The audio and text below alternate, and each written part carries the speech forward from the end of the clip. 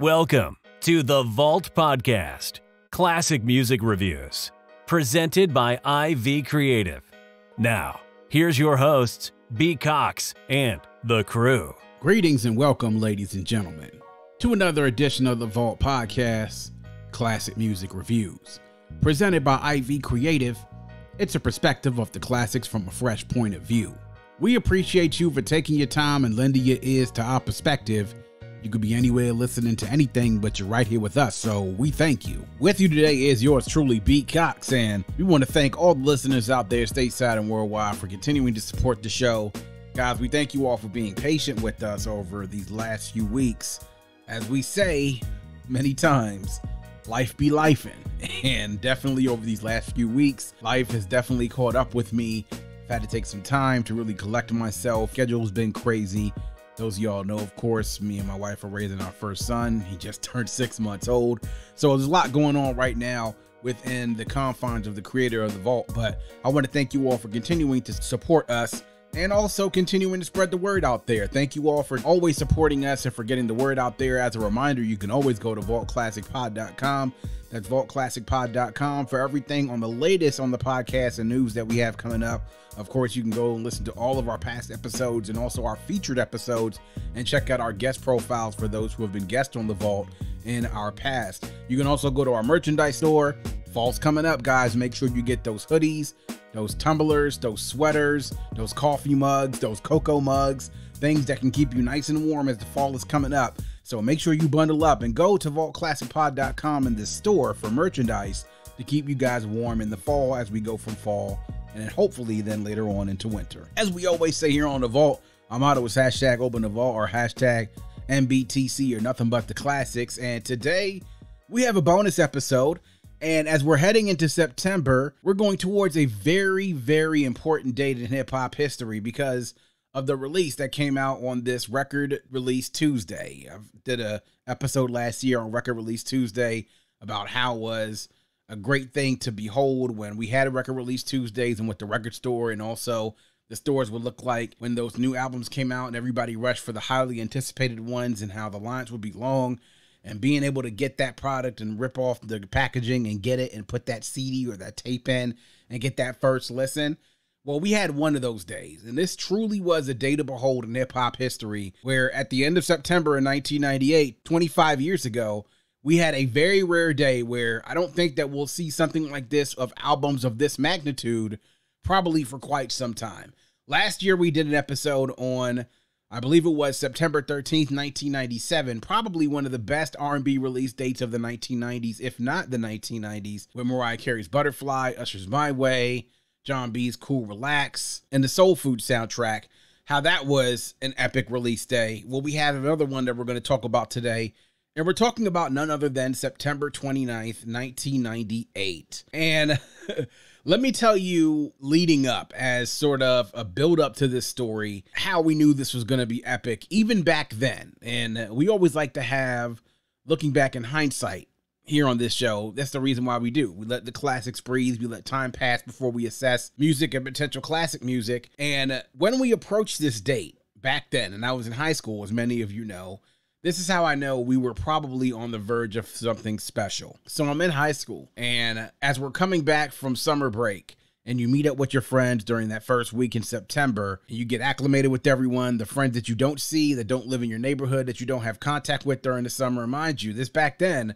we had contacts with people through the phone, and then you would see them out in person sometimes. But most of the times, though, we really didn't have email addresses back then. We were in high school. We also didn't have instant messenger, and we weren't utilizing it that heavily. And also, we definitely didn't have cell phones and text messaging. So when you saw your friends coming back from the summer break, it's like literally you hadn't seen them. It felt like in forever. So when you got back to school, it was sort of like this reacclimation, meeting up with your friends and catching up to see how the summer went, find out what they did, and also to think about the school year and what's going on. So I met up with all of my group of friends, found out, of course, where my lunch period was and everything during the day, so I could find out who I was sitting with. And ironically, this 11th grade year that I was going into became the crew of people that formed exactly what this podcast was about. The reason why I started this pod in the first place and what served as the inspiration, it was my core group of friends that we sat with at lunch all year long. and talked about stuff, hip hop, sports, joning on each other and joking on each other, all those type of things. Girls, everything that you can think about, but at the core of it was sports and definitely about hip hop music and sometimes R&B music as well. As I'm going through school those first couple of weeks and getting acclimated to my courses and where my classes were during that time, I remember seeing my boy Carl, probably I would say that second week, and we're catching up with each other because we didn't see each other much the first week. We catch up with each other, dap each other up, everything like that. He pulls me to the side and says, yo, I know you've been looking at The Source this summer. I said, yeah, I have. And he said, yo, I know you've also been on the internet a little bit this summer too. I said, yeah, I have. He said, yo, Blaze just put out an article. And I was like, Blaze, yeah. Blaze just come out with the new issue. This was a new magazine in addition to The Source. And Double XL, I think, had started around this time or was on the way of starting around this time, if I'm not mistaken. But he was telling me that Blaze had come out with this issue in this article. And also there was evidence in The Source. He said, have you seen that release date at the end of September? I want to say it's September 29th. I was like, no, why? He was like, look at the albums that are coming out on September 29th. If you don't know, grab a magazine or go look on the internet, and then tomorrow we're going to talk about it. So I remember that I didn't really have a time to go to the store to look at a magazine stand to see where Blaze or The Source or anything else where I could find the release dates. So I went and looked on the internet and typed up what the release dates were from September 29th, 1998. Well, back then, they weren't as easy to find as they are now. But I was able to do it after some searching, and I found out, oh, okay, this is the date that Jay-Z's album is coming out. Oh, this is also the date that the Tribe Called Quest album is coming out. Nice. Brand Nubian's coming back out. Okay, their album's dropping around this time too. The Mos Def and Kweli album's coming out during this time as well. And to top it off, the Outkast third album, heavily anticipated third album, Aquemini, is coming out on September 29th, 1998 too. So I'm blown away. So blown away that I couldn't keep my mouth shut about it to my parents who could care less about any of those albums right there. And so what I did was I hopped on the phone and called my boy CJ, who lives in my neighborhood, told him about all these albums that were coming out. He was blown away too. Then I see my boy Carl the next day at school. And I said, yo, all those albums? And he sat there and nodded his head and said, yup, it's going to be a field day.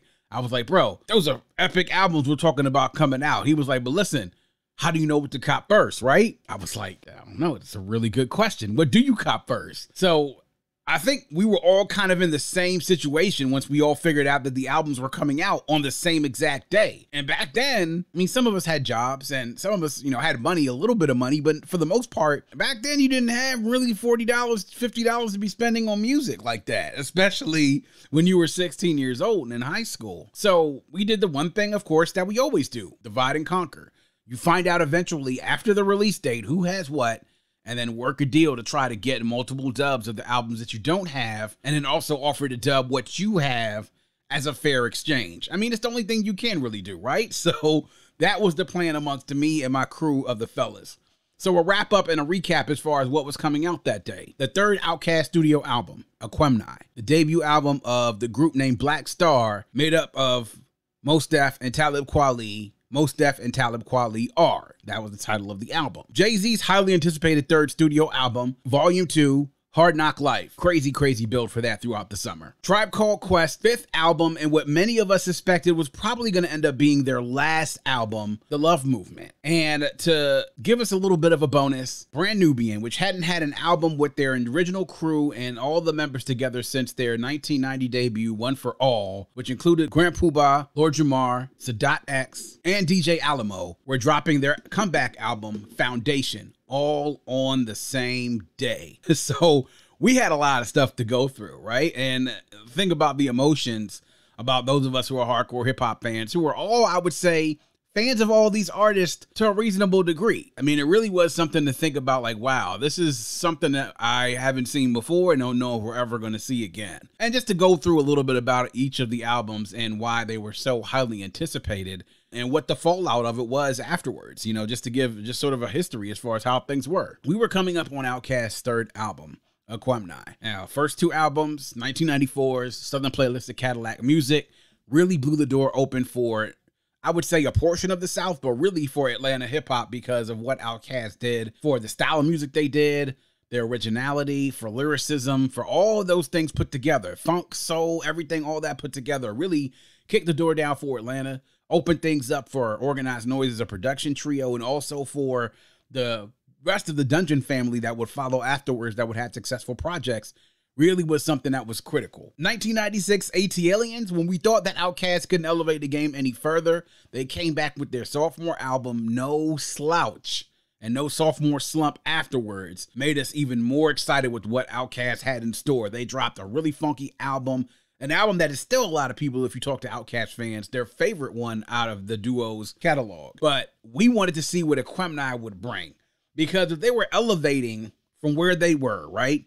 And you already had an incredible and classic album with Southern Playalistic, and you already had an incredible, funky, and even elevated album, which you had with AT-Aliens, you could only imagine what Aquemini was going to bring to the table. And that's what kept us all really, really highly anticipated.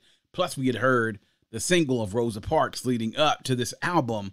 So we kind of had an idea of what the type of funk and soul that Outkast was going to bring on this album. As far as when it came to Mos Def and Talib Kweli, well, they were right in the midst of the raucous rush, as I like to call it. Now, Raucous Records, as we all know, was an independent label that was started that featured a lot of the underground artists that were a part of that underground rap scene. So many of them were part of the famous Lyricist Lounge that was in New York City. A lot of these artists were ones that were championed on the internet, championed on the underground, the freestyle and independent market, on the college radio market. For those who had distinct styles that those raucous artists had, so many of them out there. In addition to Black Star, you had Company Flow, you had High and Mighty, you had Shabam Sadiq, Sir Menelik, Ari the Rugged Man, so many others that were involved in their projects, including their sound bombing projects and their Lyricist Lounge project, which would also then follow. And then Mos Def and Kweli sort of came out as these headliners and MVPs of the label, sort of the crown jewel group of the label, and they had already seen success on Rap City from their single Definition, which was burning up on the video charts and had us all excited about their music. And they were also getting ready to release a new single on Respiration featuring Common, which was featured on the album. So you got to think about, for those of us who were big raucous fans and big underground hip hop fans that were fans of that style of hip hop, to be able to see Mos Def and Kweli come out with the album, we were anticipating that as well. And we wanted to see what they could do for a full album worth of tracks, and if they could keep that raucous tradition going as they were continuing that momentum they had had from 97 heading into 1998. By the time 1998 rolled around, Jay-Z had definitely carved out a space of his own. He was emerging from the Reasonable Doubt era, where he introduced himself, made himself a player on Volume 1, where he definitely took a step up in the midst of the death of Biggie Smalls, sort of becoming that new guy from Brooklyn to sort of take Biggie's place and to sort of, I guess, assume that mantle of the throne, as they say, from King of New York. Commercially, he took a step up in success as well. That second album, Volume 1, In My Lifetime, definitely had a different sound from Reasonable Doubt, and he had some great cuts on there. But he also had a lot more success as well, I would say, from Reasonable Doubt, because at that point, people knew who Jay-Z was, and he showed even more of his repertoire and his skills. By the time Volume 2 came around, well, we had the benefit of a couple of different singles that came out. There was the Can I Get Her, which was featured Emil, and also Ja Rule, which is also on that Rush Hour soundtrack, which came out in 1998. And then there was the Hard Knock Life, which we all know was a famous and classic single from Jay-Z, where they got the title of the album from. And we knew that this was going to be the album that could propel Jay-Z from being a star into superstardom. And this was highly anticipated because we saw some of the guest spots that were featured on here. And we knew, like, hey, this might be the place where Jay-Z takes another step and he goes to the next level. Needless to say, by this point, rap was hungry for a superstar in the midst of those deaths we talked about of Biggie and Tupac. And Jay-Z was ready to go ahead and step into that role. And then the Love Movement. Well, let me tell you why we anticipated this for different reasons why we did the previous three. A Tribe Called Quest, the story of the group. And this is, to me, why they are one of the more interesting studies when it comes to a group and what they have meant to hip hop, what they've meant to each other, and what they mean to their fans. From the beginning, Tribe fans have held a very deep connection to them. Even through the first album, People Instinctive Travels and the Paths of Rhythms, which was deemed a classic by some, and if not, at the minimum, a very, very solid debut. But when you get into the era of the Low End Theory into Midnight Marauders, Tribe ascended to a level that I would say very few hip-hop groups could only dream of getting to. And the success from both of those albums, from not just the singles, but just the quality of both of those albums and how they were universally respected in so many hip hop circles, that it was like, oh my gosh, coming off of these two classics, where do you go next? Well, then the first Tribe Called Quest break happened, and Ali went to go do production and also do some scoring and also producing for other artists. Phife took some time off to write for sports magazines and also do some sports commentary. And Q-Tip kind of took a little bit of time to work a little bit with other artists. This is when he, I guess, also then linked up with JD, aka Jay Dilla, to form the Ummah, which would take a very heavy production approach in the next album, which would be the fourth one, Beats, Rhymes, and Life, which came out in 1996. Well, by the time they reunited to record Beats, Rhymes, and Life, it seemed as though the cohesion was a little bit off, as it's been reported by so many people now, as we've heard the story, that it felt like they were doing separate studio sessions, and Phife felt he was kind of left out because at that time, Q-Tip had converted to Islam, and along with Ali Shaheed Muhammad, he felt like he was sort of the odd man out, being the only non-Muslim in the room. At that time, Q-Tip then also brought in his cousin Consequence to be a part of so much of the album, and it felt in places very promising and felt like vintage Tribe. But in other parts, it felt very disjointed and a little bit incomplete. So while we were expecting on the level of Low End Theory and also Midnight Marauders, we were left with something a little bit less than, still a very dope album, but just something less than what we were expecting because it was Tribe and we had expected so much excellence from them. Well, by the time the Love Movement came out in 1998, it had been well reported that Q-Tip and Phife in particular had lots of acrimony between each other. They really couldn't get together when it came to the whole recording thing. And there was a lot of talk that despite that their contract with Jive was not up yet, this would be the last album in the foreseeable future that the group would record together as a Tribe Called Quest. So many of us were anticipating that this would be the end. And for a lot of us, I would say half of us were optimistic that they were going to give it a good run for the last hurrah, and we were going to get somewhat close to what that level of Low End Theory and Midnight Marauders was. And some of us were kind of like, if the cohesion gets even worse on this, I'm afraid of what we might be left with. And that's what we were anticipating with the Love Movement. It's like, what kind of Tribe album are we going to get? And is it going to be one that, if it's the last one, that they're going to regret? And thankfully for us, and unfortunately, they did end up putting out another album, which we know will be their last. But unfortunately, Phife was not alive to see it, as he passed away in 2016 due to his complications with diabetes. And they were able to get an album out that had his voice on it and his participation. So we're thankful for that. And then to sort of cap it off with Brand Nubian, well, with Brand Nubian, those of us had not known much about Brand Nubian in my generation during that time because we knew one album from them. And at that point, a lot of us were really young. And what we did know, though, for a good portion was parts of them. And that was Grand Poobah as a solo artist. So many of us were used to him featuring on artists' tracks. Mary J. Blige having his own solo career, solo albums. Also, Sadat X having his own solo album in 1996. And a little bit of Lord Jamar here and there. But we had never seen Brand Nubian together as a group. So for those of us who were a little young when One For All came out, we were able to see Brand Nubian come back together again and do it for the love. And they did have a moderate success in a single with Don't Let It Go to Your Head at that time. So to be quite honest, the Brand Nubian album was sort of just something that was an aside to everything else. Those four albums I mentioned right there, Aquemini, Most Def and Kweli are, Volume 2, Hard Knock Life, and The Love Movement were the ones that we were all anticipating. And as we all said, it was a hard dilemma for a lot of us to go back and think, okay, what do we get? How are we going to work this out? How do we hear all of this without going broke? And we worked it out eventually. And the record store on that day, I will tell you, I went to the store and I bought Most Def and Kweli are. And that was the album that I wanted to buy because that's the one that I think that I was anticipating the most, that I knew that I wanted to personally get my hands on and get the first listen to. And when you went to the record store that day, I will say that by and large, the majority of people were there to buy Volume 2, Hard Knock Life, and Aquemini. Those were by far the two that were the most popular, were the ones who were standing in line during that day of September 29th, 1998. And it was a great record release day. And I will say this, for the most part, what we're looking at with at least three of these albums, we're looking at albums that have the potential of being classics.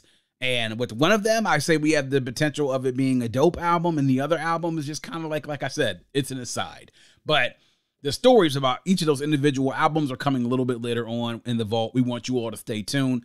We will have an individual review for 3 of these albums, and we'll also have a perspective on another one of these albums, and it will be something that will be a little bit sad in regards to what I thought about it when I finally heard it in 1998.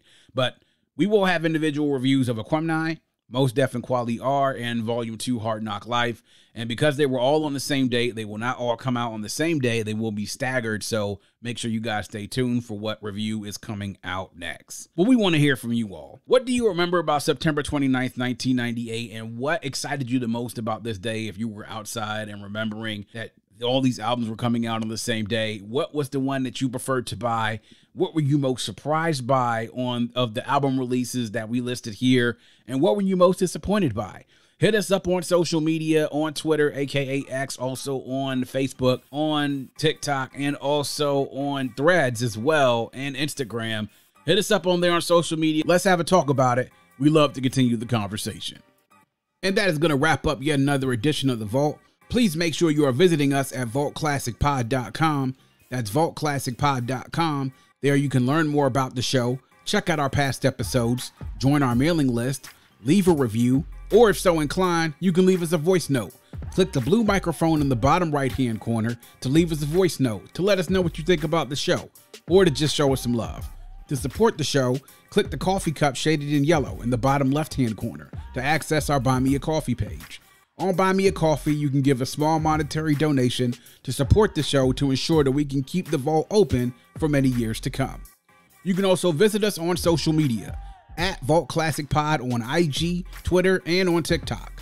Also hit us on YouTube and our Facebook page. Like and follow us on social media, subscribe to the pod and the YouTube channel. We do it here all for you. We appreciate the support, and if you have a friend, tell a friend, and make sure that that friend tells a friend.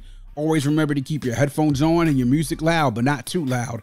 And as we close, we like to remind everyone to dream big, because dreams are the basis for creation. Always create, motivate, and elevate, because you were never destined or created to stay stationary or ordinary in this life. And on that note, we say peace. Thank you for listening and coming into The Vault. Please subscribe and visit us at vaultclassicpod.com. That's vaultclassicpod.com.